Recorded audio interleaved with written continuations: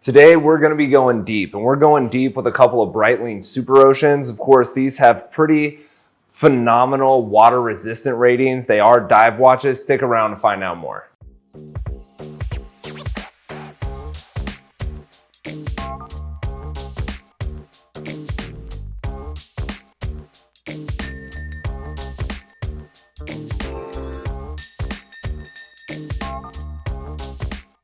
Welcome back, everybody. Like I said, today we're going to be talking about these Breitlings. They are both Superocean models as a part of the Superocean collection. They are both going to be black watches. That is kind of why I chose them. We're going to get into that, but I do want to talk about some of the technical specs that go into these two dive watches. Now, you'll notice that one of them is a chronograph and one of them is just time only. Now, they're both 44 millimeter cases. They both are made out of stainless steel, and they both have the black applied coating so that it gives it this really nice dark finish to it. Of course, because they're dive watches, you can get them with the rubber strap, which is what we have on both of them. One of them, in this case, the chronograph version, has a tang buckle, and we've got a deployant clasp on our time-only version. Now, of course, those are somewhat interchangeable, and you can get whichever one's going to fit most comfortably for you, but the rubber's the way to go, especially if you're going to be in the water, so you don't have to worry about, it stretches a little bit. It's easier to adjust to get around your suit. It's a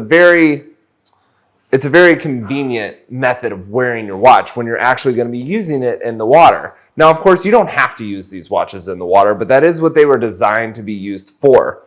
This one over here, the chronograph, has a 500 meter water resistance rating, and the time only doubles that and goes down to 1,000. Now, we've talked a little bit about, water resistant ratings, 100 meters here, 300 there. And I've said many times that, it doesn't mean you can actually swim down 500 meters or 1,000 meters below the surface. Well, I was doing a little more digging into how they come up with these ratings, and I figured out why. Those are static pressure tests. So it would be like if you had this watch 1,000 meters below the surface exactly, the watch wasn't moving, and there was no current in the water, it would work. But the fact that you're going to be in the ocean, you're going to have water that's pressing up against the crystal, you're going to be swimming, so your arm's going to be moving, and all of those things have an impact on the amount of pressure that's being applied to these seals.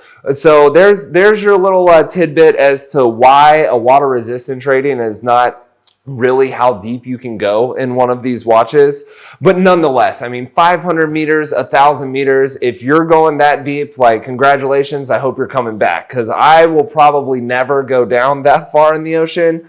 One thing, when you get that low, there's not a lot of light. It's really, really dark, that far below the surface. And that is one of the reasons Breitling chose such a striking contrast for their dials. You'll notice that both of these watches, not only the 500, but also the 1,000, they both have really almost fat index markers. All of the luminescent properties are thicker than normal, they're a little bit longer than normal, and they're really bright. And they do that on purpose, because if you're down where the sun can't reach and you're underwater, you have to be able to see your watch so you can know how much time you have, how much oxygen you have left, how long you've been down there, if the sun's even still up, if you take if you ascend back to the surface. But let's talk a little bit about what goes into these watches. Obviously, we've got a chronograph, so you've got the ability to stop, start, and reset, and this one's going to be time only. Well, inside our chronograph, we've got the Breitling, the B17 movement. This is going to be based on the Valjoux 7750, and over here we've got the Breitling 17 movement, and this is going to be another ETA-based movement, of course, time only. They both have a 42-hour power reserve, and again, they do have some pretty impressive water-resistant ratings.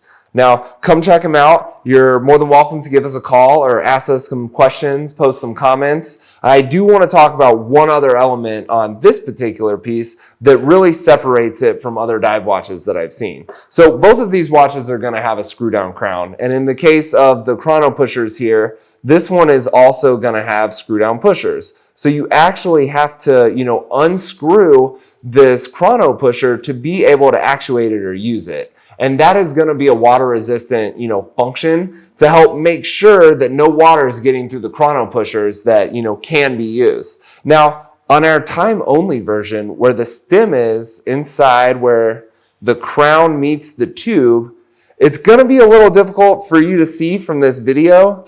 I'm going to do my best to show you, but if you look closely at the base of the tube, you'll notice a red ring that actually goes all the way around the tube. And so this is just another element that Breitling threw in. It's a very small, subtle design element, but it's there so that you can actually look at your watch. And we know that these crowns don't actually go flush up. They're going to be really close, but it's not going to be smack dab up against it. And so what you can do is you can just check, you can look at the back of your watch or on the front, and if you can see that red line, that means your crown is not screwed in enough to help ensure that 1,000 meters of water resistance. This watch also has a completely ceramic bezel on it. It's not like a bezel insert like we find on some Rolex watches, some other brands out there. The whole bezel is cut from one piece of ceramic. So there are a lot of great elements that go into both of these pieces. Come check them out at SwissWatchExpo before they're gone.